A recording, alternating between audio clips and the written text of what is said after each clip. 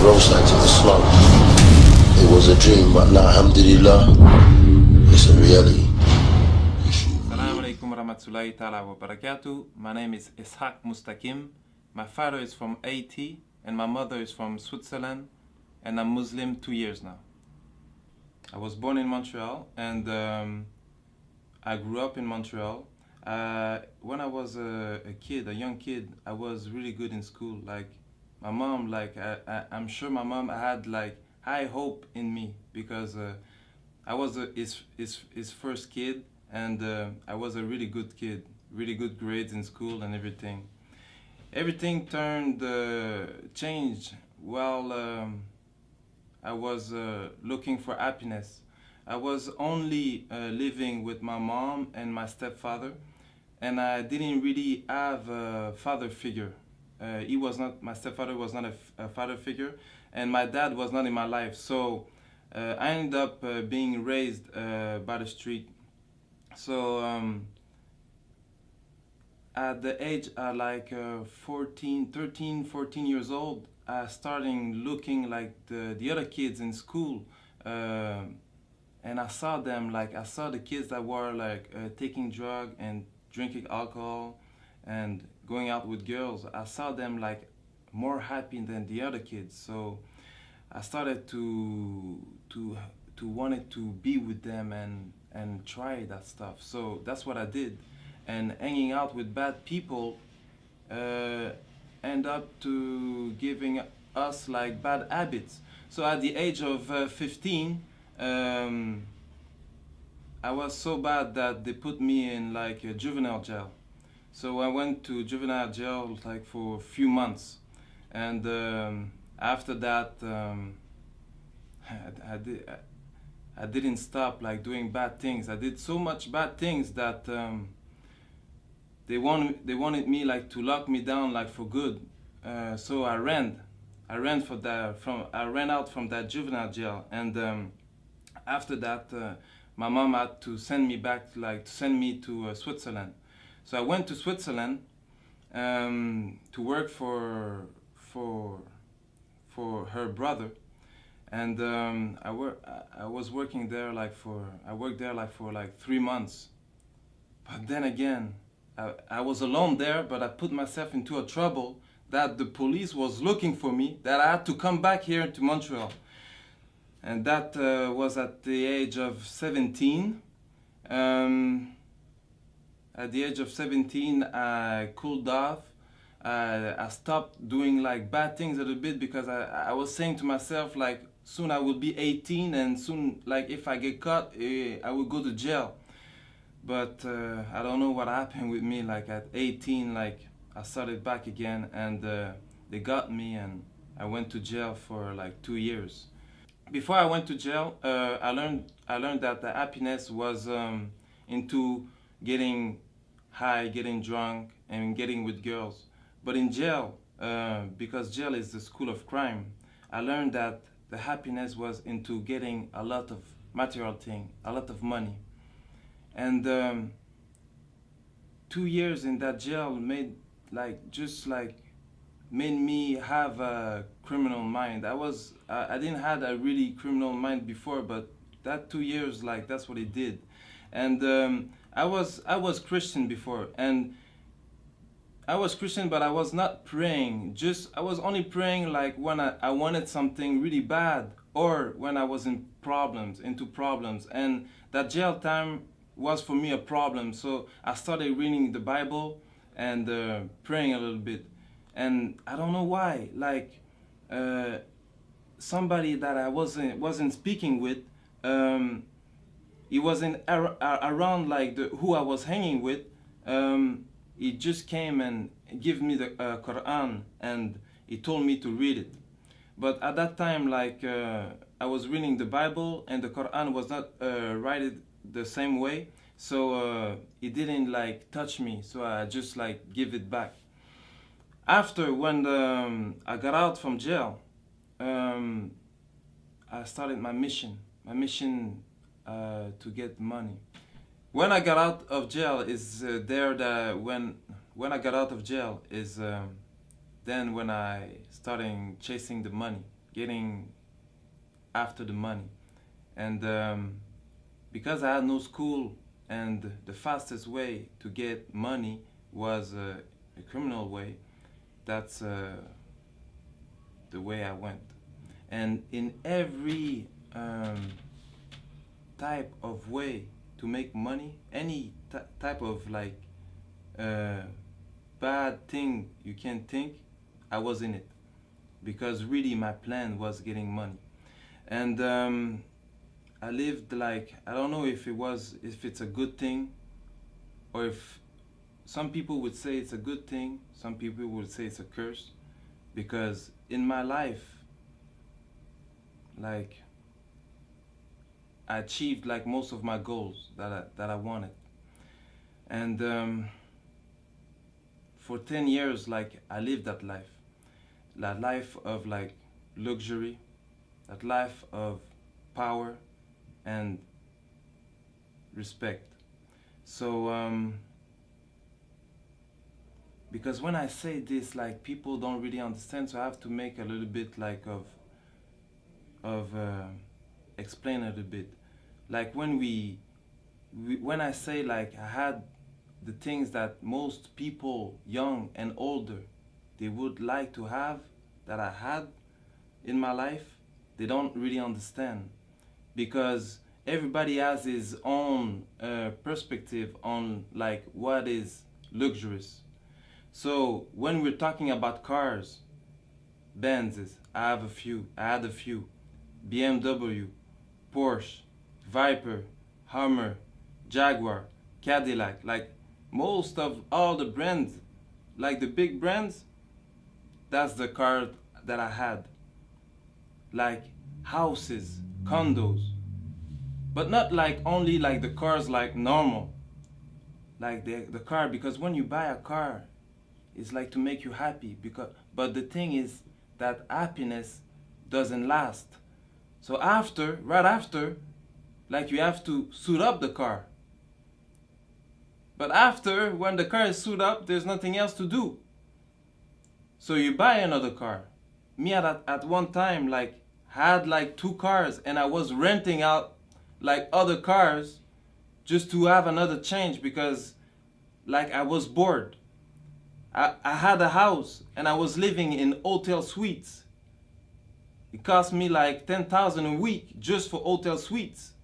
So the clothes, like just the clothing, like because like when you have money, like even the money like change your style a little bit. Because before I was like I was dressing like everybody, but after that I had to like buy suits, you know, like $3,000-4,000 suits, you know. And I had like me, I was not really the type that was going like into clubs and partying. I didn't really like that. What I liked it more was really, because really I was on a mission, I really liked it more like staying home, counting money, planning for other plans, you know. So when I got out into the club, was only like for money purpose, when we had like meetings, or like when they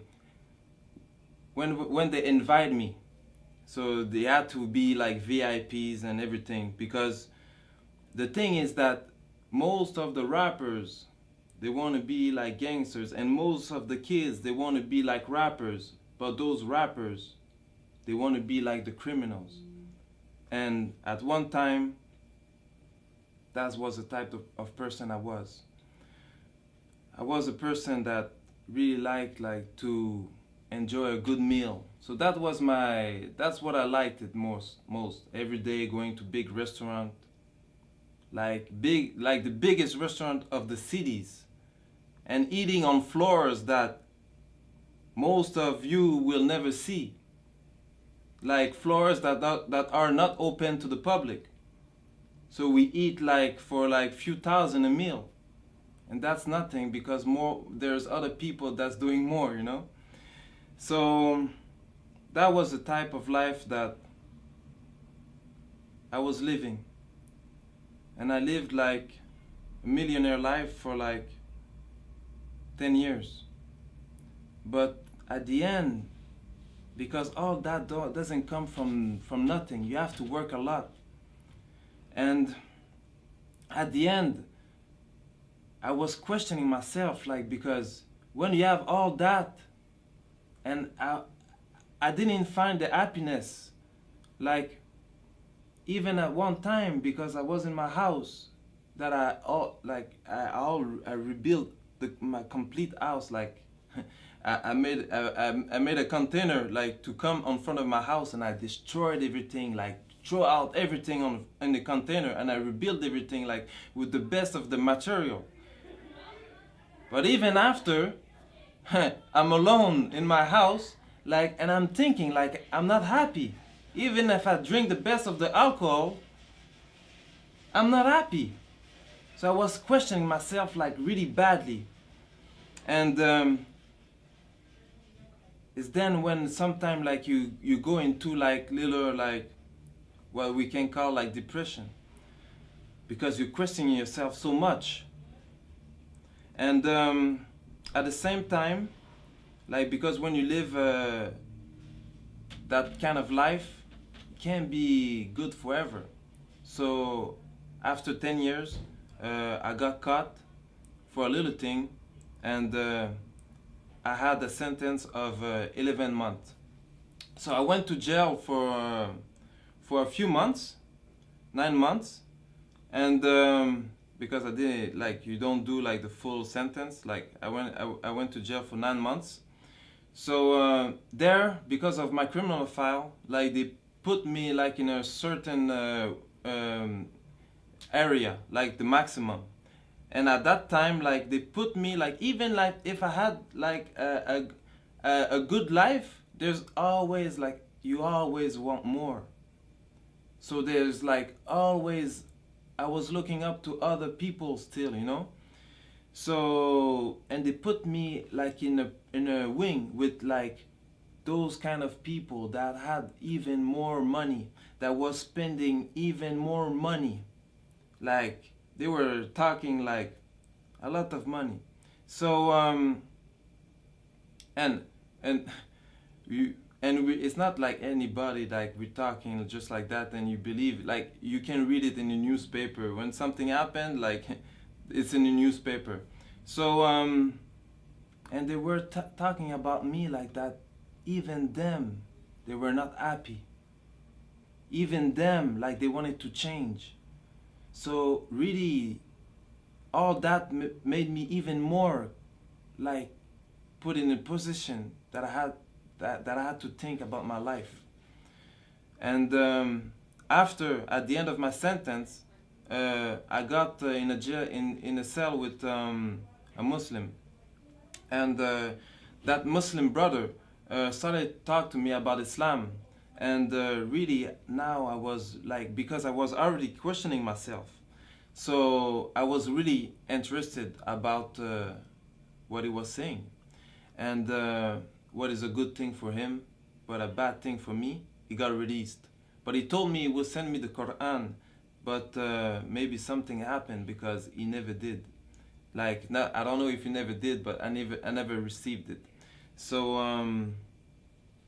after I got released, and I went back to my same life, you know, and I forgot everything about God, because when you know more into problems and you're not a Muslim, as soon as things go good, like, you forgot God again. And while I was, like, doing my life, I met up with a woman, and that woman, she was Muslim, and her mom, she told me that I should look up into Islam. And it's then that I started doing my own research. So I was reading, like, books, and I read the Quran, and I was really surprised to find that in the Quran that they had, like, the same prophet that there was in the Bible. Even at a point that I didn't understood how Muslim will understand the Quran, because in the Bible they have, like, the beginning of the story, and the Quran just completed it. So and I started to do my own research, like even like a lot. I was researching, and the only problem that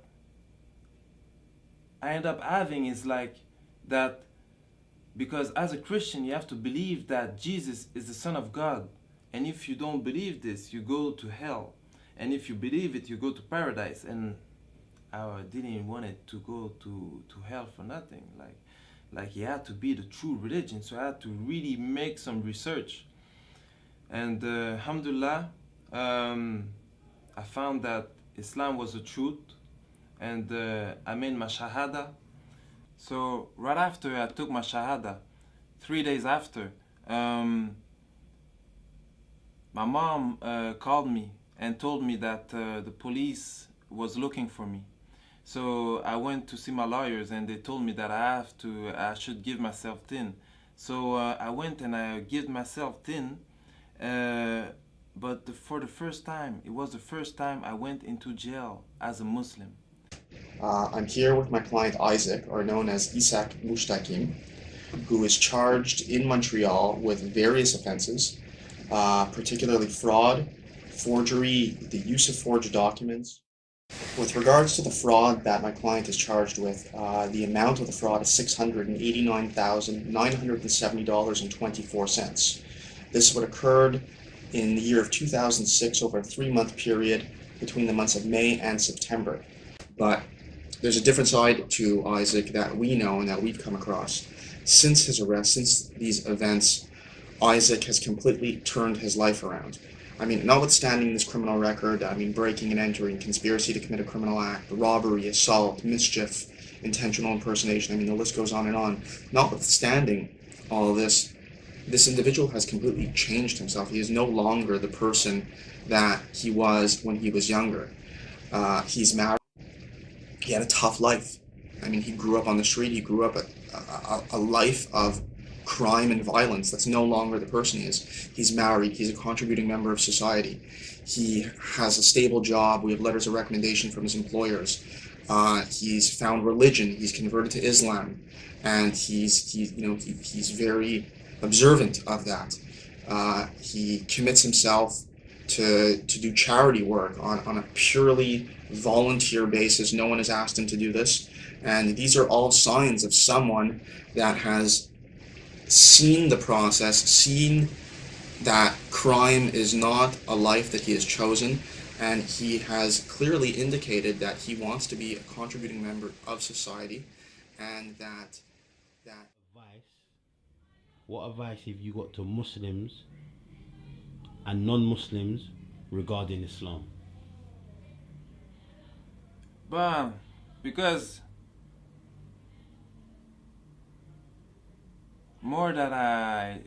before I never knew like Muslim people.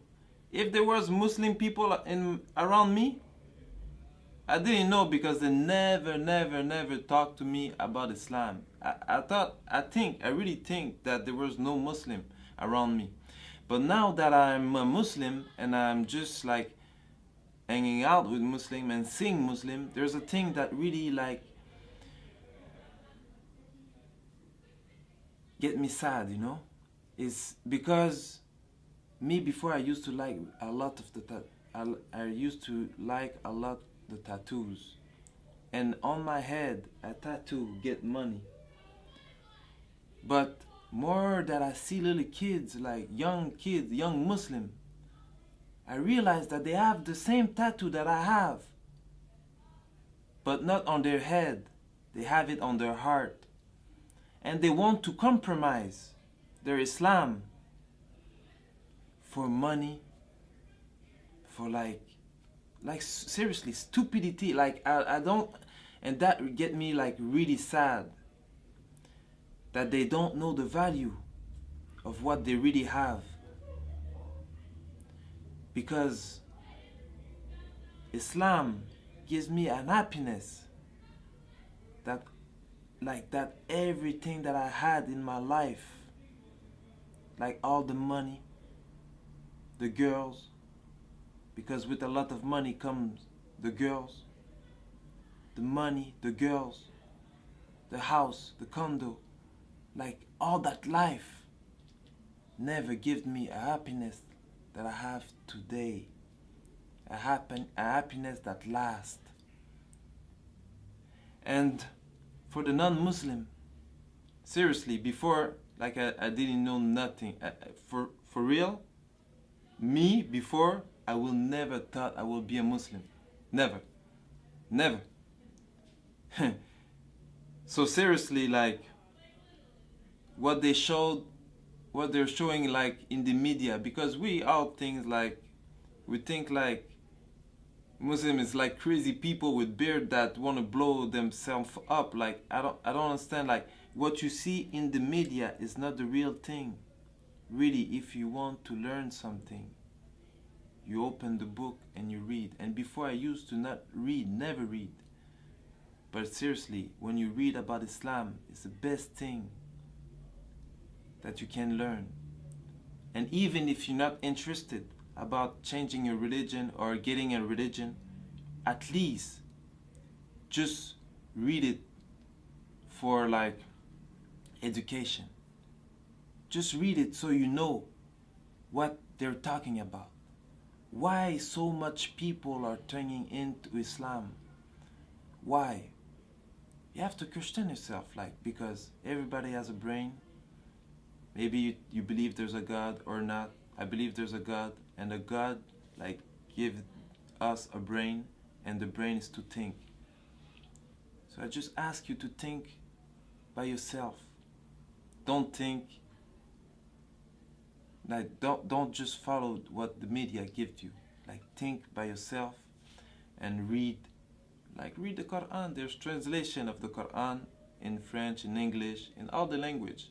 So just read, try to really learn about Islam, and don't look what the Muslims are doing, because that's a lot of people say, like, but I know a Muslim. A lot of Muslims, we're human beings and we all do mistakes, and there's a lot of Muslims that, like, there's only one Muslim, and that was a prophet that really like can live what the religion, the Prophet ﷺ, like, that really like lived what the religion was teaching. But all the Muslims, most of the Muslims, even me, I'm